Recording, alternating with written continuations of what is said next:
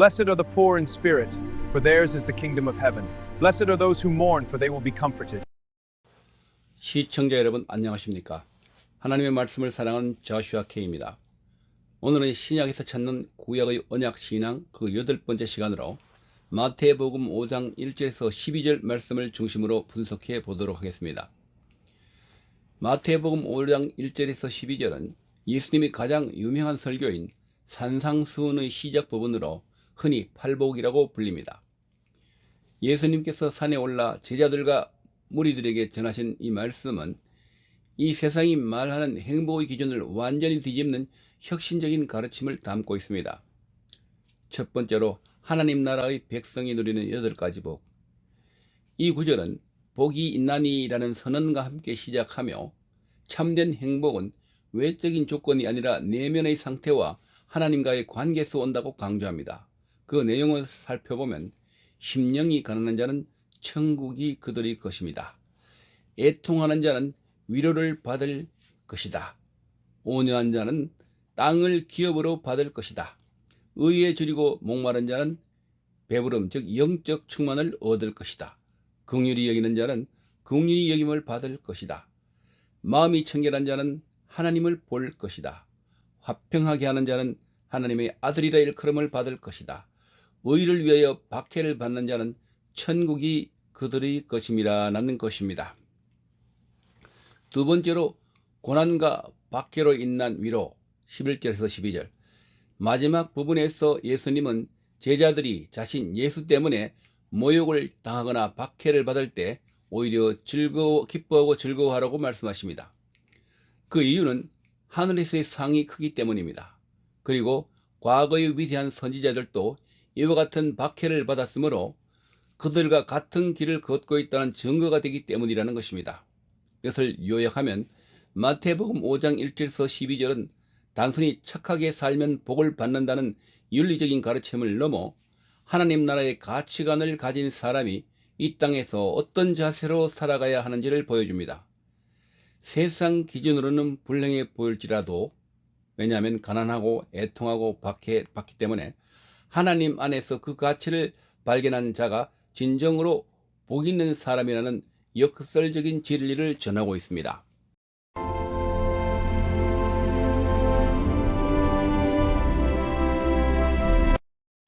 마태복음 5장의 팔복은 헬라어로 마카리오스라고 합니다. 이는 단순히 운이 좋은 상태가 아니라 하나님의 통치 안에 들어간 자가 누리는 근원적인 행복을 의미합니다. 그럼 이 귀한 팔복의 말씀을 구약의 언약적 배경과 신학적 의미를 담아 하나씩 정리해 드리겠습니다. 첫 번째로 심령이 가난한 자.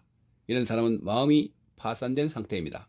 그 의미는 가난은 단순히 돈이 없는 상태가 아니라 하나님이 없이는 한순간도 살 수 없음을 깨닫고 영적으로 완전히 파산했음을 인정하는 태도입니다. 이것의 언약적 배경은 이것은 구약의 아나빔, 가난하고 겸비한 자, 그 사상과 연결됩니다. 이는 스스로를 구원할 능력이 없음을 고백하는 자에게 하나님은 천국, 그 하나님의 통치를 허락하심을 의미합니다. That's great news, everyone. Wonderful. Great job. Yes, Fantastic. congratulations. 두 번째로 애통하는 자, 이것은 거룩한 슬픔을 가진 자를 나타냅니다. 그 의미는 자신의 죄악과 이 세상의 타락한 현실을 보며 가슴 아파하는 슬픔입니다. 이것은 단순히 개인적인 슬픔이 아니라 하나님 마음으로 세상을 보며 우는 것입니다. 거기에 대한 보상은 하나님은 그 눈물을 닦아주시며 장차 완성될 새하늘과 새 땅의 위로를 약속하십니다. 세 번째로 온유한 자. 이것은 길들여진 강함을 나타냅니다. 그 의미는 온유함은 나약함이 아닙니다. 야생의 마가 주인의 길에 길들여진 상태처럼 자신의 혈기와 고집을 하나님의 통제 아래 두는 성품입니다. 이것의 언약적 배경은 시편 37편 11절의 성취로 아브라함에게 약속하셨던 땅, 그 기업은 자기 힘으로 쟁취하는 것이 아니라 하나님께 모든 것을 맡기는 온유한 자의 몫이 됨을 나타냅니다. Talitha kum. I feel alive. A miracle. Praise be. 네 번째로 의에 줄이고 목마른 자. 이런 사람은 영적 갈망을 가진 사람입니다. 그 의미는 목마른 사슴이 시냇물을 찾듯 하나님의 뜻이 내 삶과 세상에 이루어지기를 간절히 열망하는 상태입니다. 거기에 따른 보상을 보면 내면의 공허함을 세상의 것으로 채우려 하지 않고 하나님을 구하는 자에게 하나님은 영적인 충만함, 즉 배부름을 주심을 나타냅니다. 다섯 번째로 긍휼히 여기는 자, 이런 사람은 자비의 통로가 되는 사람들입니다.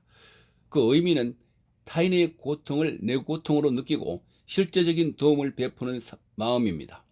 이는 내가 먼저 하나님께 1만 달란트 빚진 자로서 용서받았다는 확신에서 나옵니다.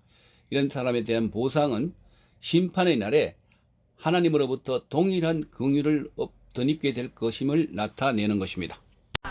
Pace, pace, gentili pace, solo mondo, solo grido. 여섯 번째로 마음이 청결한 자, 이런 사람은 단일한 마음을 가진 사람입니다. 그 의미는 겉과 속이 다르지 않고 오직 하나님 한 분만을 향해 집중된 마음을 뜻합니다. 이는 불순물이 전혀 섞이지 않는 순전한 동기를 가진 상태입니다. 이것에 따른 보상은 구약에서 죄인은 하나님을 보면 죽었으나 새 언약의 백성은 그리스도를 통해 하나님을 직접 대면하고 교제를 하는 복을 누림을 의미합니다. 일곱 번째로 화평케 하는 자, 이런 사람은 평화의 사도입니다. 그 의미는 단순히 분쟁이 없는 상태를 넘어 하나님과 인간 사이, 그리고 인간과 인간 사이에 깨진 관계를 회복시키는 피스메이커를 의미합니다. 거기에 따른 보상은 이런 사람은 화평의 근원이신 하나님을 닮았기에 세상으로부터 하나님의 아들이라 인정받게 됩니다. My people, rise with me! The time for change is now! Together we will triumph! 여덟 번째로 의를 위하여 박해를 받은 자, 이런 사람은 하나님 앞에서의 충성의 증거가 됩니다. 의미는 하나님 나라의 가치관을 지키기 위해 세상의 조롱과 불이익을 감수한 자들입니다. 이에 따른 보상은 첫 번째 복과 마찬가지로 천국이 약속됩니다. 이는 팔복의 모든 삶이 결국 하나님 나라로 수렴됨을 보여줍니다. 이것들을 요약하면 팔복은 1번에부터 8번까지 점진적인 단계를 가집니다. 1에서 4번째까지 복, 하나님 앞에서 나의 무력함을 깨닫고 하나님을 갈망하는 내적 성품을 나타내고, 5번째 7번째 복은 이웃과 세상에 대하여 나타나는 외적 관계를 나타내고, 8번째 복은 그 결과로 세상과 충돌하며 겪게 되는 신앙의 시련을 나타냅니다. 그리고 이 8가지 복은 우리가 노력해서 얻어내는 조건이 아니라 예수 그리스도를 만난 사람의 인격 속에 맺히는 성령의 열매와 같습니다. Blessed are the poor in spirit, for theirs is the kingdom of heaven. Blessed are those who hunger and thirst for righteousness, for they will be filled. 그러므로 우리가 구약의 언약의 관점에서 마태복음 5장 1절에서 12절, 즉 팔복을 바라보는 것은 매우 중요한 일입니다. 예수님은 단순히 도덕적인 훈날을 하러 오신 것이 아니라 새 언약의 중보자이자 새로운 모세로서 이 산에 오르셨기 때문입니다. 그럼 마태복음 5장 1절에서 12절 말씀을 가지고 옛 언약을 완성하는 새 언약의 선언, 팔복이라는 제목으로 잠시 생각해 보겠습니다. 첫 번째로 새로운 시내산, 새로운 법. 구약에서 하나님은 시내산의 번개와 구름 속에서 모세를 통해 옛 언약, 즉 율법을 주셨습니다. 오늘 본문에서는 예수님이 산에 올라가 앉으셔서 입을 열어 가르치는 모습은 의도적으로 시내산을 떠올리게 합니다. 그리고 옛 언약인 출애굽기 19장 5절에서 6절에 너희가 내 말을 잘 듣고 내 언약을 지키면 거룩한 백성이 되리라는 조건적 순종을 강조했습니다.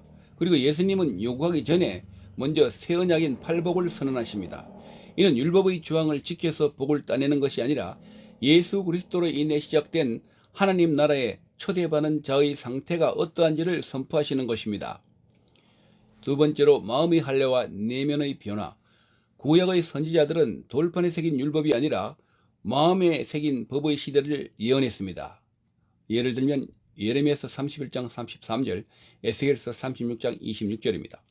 그러나 구약에서 이스라엘은 반복해서 실패했습니다. 그러므로 팔복의 시작인 심령의 가난과 애통은 자신의 힘으로는 언약을 지킬 수 없음을 깨닫는 절망에서 시작됩니다. 그리고 겉모습, 제사와 정결, 의식에 치중했던 옛 언약의 형식을 넘어 하나님은 마음의 청결이라는 새 언약을 통해 인간의 부패한 마음을 만드십니다.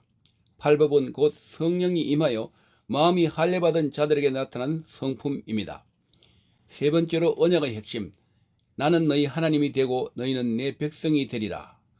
구약의 언약을 관통하는 주제는 임마누엘, 즉 하나님이 우리와 함께 계심입니다.